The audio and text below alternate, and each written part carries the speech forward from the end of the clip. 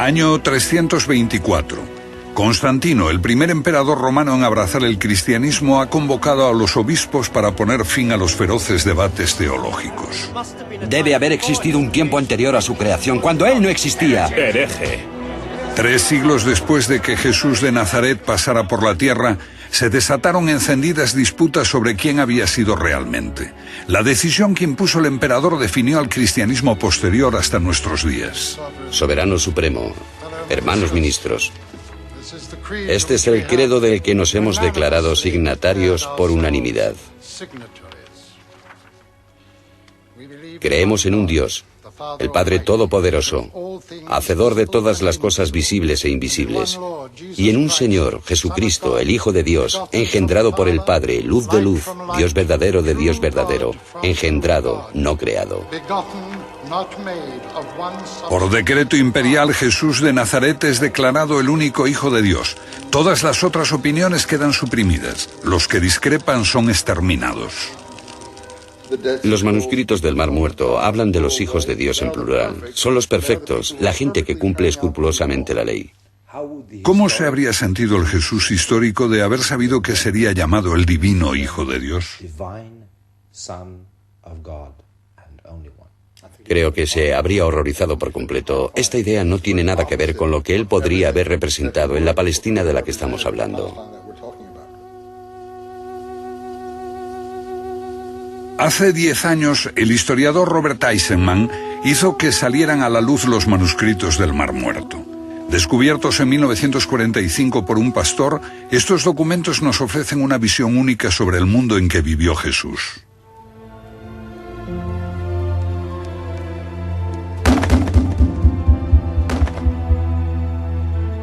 Israel construyó este santuario del libro para albergar los manuscritos. Pero Eisenman se encontró solo en su afirmación de que tratan sobre Jesús y que el hombre a quien hoy llamamos Hijo de Dios debió ser un agitador y un fanático.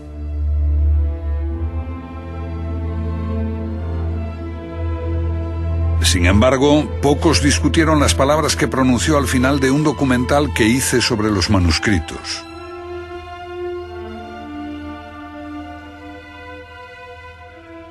¿Quién fue Jesús en realidad?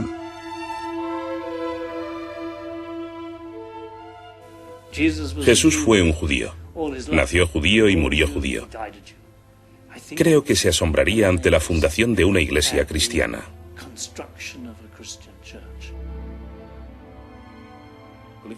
Si hoy descubriéramos estos textos sobre un tipo que nació de una virgen y que su padre era Dios, o que caminaba sobre las aguas y resucitó, diríamos, bueno, esto es claramente un mito. Pero como es la base de nuestra cultura y de nuestra educación, no lo vemos así. La mayoría de nosotros es incapaz de considerarlo un mito.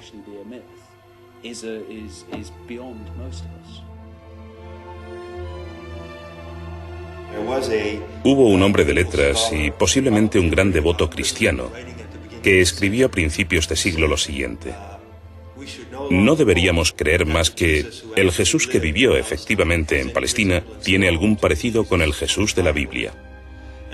Yo creo que fue una afirmación honesta y probablemente acertada. Los que toman la Biblia como la auténtica palabra de Dios podrían ahorrarse dolor e irritación renunciando a ver este documental, porque se basa en la idea de que la fe cristiana se origina en un mito. Esta es una convicción que gana cada vez más fuerza entre los especialistas a medida que salen a luz nuevos documentos antiguos sobre los orígenes de la cristiandad y sobre Jesús, el Hijo de Dios.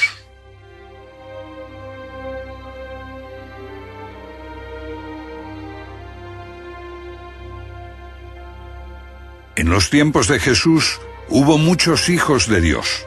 Este término designaba a los judíos piadosos, a los que cumplían escrupulosamente la ley. Lo mismo ocurría entre los paganos.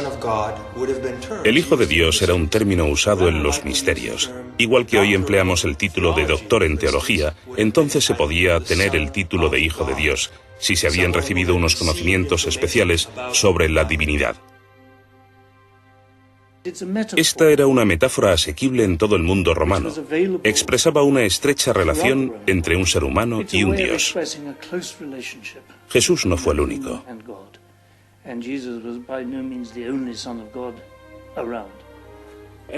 Todos los emperadores afirmaban ser el Hijo de Dios y se atribuían la capacidad de obrar prodigios. Hijo de Dios no era solo un término reservado a los piadosos y a los inteligentes, también se aplicaba a los poderosos. En el antiguo Egipto, el faraón era hijo de Osiris y por tanto un hijo de Dios. Tomemos a Alejandro Magno. Es la persona que unificó a todo el mundo mediterráneo en el imperio griego. Su madre fue una iniciada en el culto de Dionisos.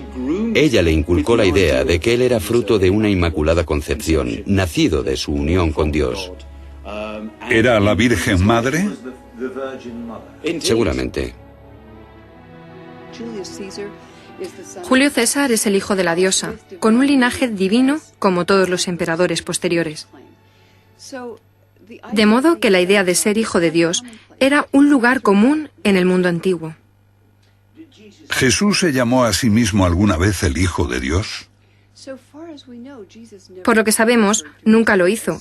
En el Evangelio de Marcos, él se llamaba a sí mismo el Hijo del Hombre.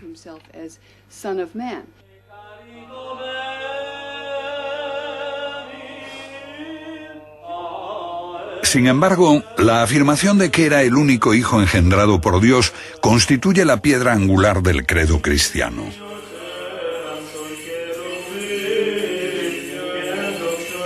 La cristiandad parece haber olvidado el pasado y se atribuye la promesa de la salvación, la vida después de la muerte. Pero realmente la resurrección llegó a la humanidad como una nueva revelación a través de Jesucristo. Sucedió lo contrario. Esa idea debe mucho a los egipcios, que estuvieron siempre muy preocupados por la vida eterna de sus cuerpos. Las pirámides muestran que la religión de los antiguos egipcios creía en la vida después de la muerte.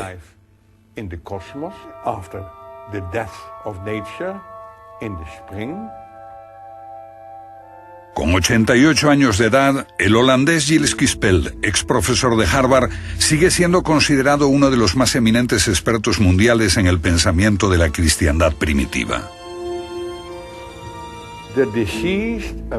El difunto comparece ante el tribunal. En la balanza está la pluma de Matt y en la otra parte están sus obras. El hombre está ante la puerta que conduce a la sala de la verdad absoluta. Y allí también está Osiris.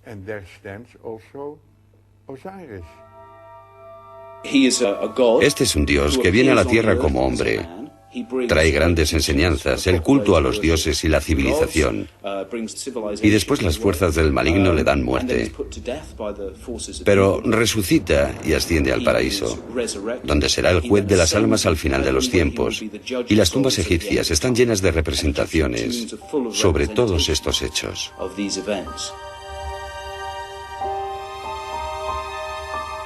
Para el antiguo Egipto, Osiris permanecía como la constelación de Orión, el buen pastor entre las estrellas, las almas en el cielo. Pero esta no es la única imagen mítica que posteriormente recoge la cristiandad. Los escritores Tim Frick y Peter Gandhi han elaborado un amplio estudio sobre el pensamiento antiguo. Es una imagen dura. ¿Por qué la puso en la portada de su libro? Bueno, esta evidencia fue sumamente importante para nosotros. Es un talismán, un amuleto. Es pequeño, del tamaño de mi pulgar. Y muestra lo que usted cree que es Jesús en la cruz.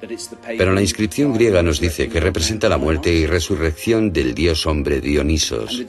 Y el descubrimiento de que este dios hombre pagano podía haber encontrado la muerte de la misma forma en que después se dijo que Jesús murió por nosotros.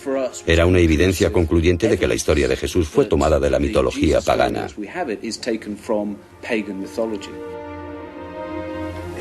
¿Dice que Dionisos Baco no fue el dios del vino y la bebida? Sí, lo fue, pero también fue el dios de la iniciación. Originariamente no era nada más que una deidad menor del vino. Pero Dioniso significa hijo de Dios y más tarde se transforma en un redentor. Un niño divino sentado en el regazo de su madre, muy similar a Jesús.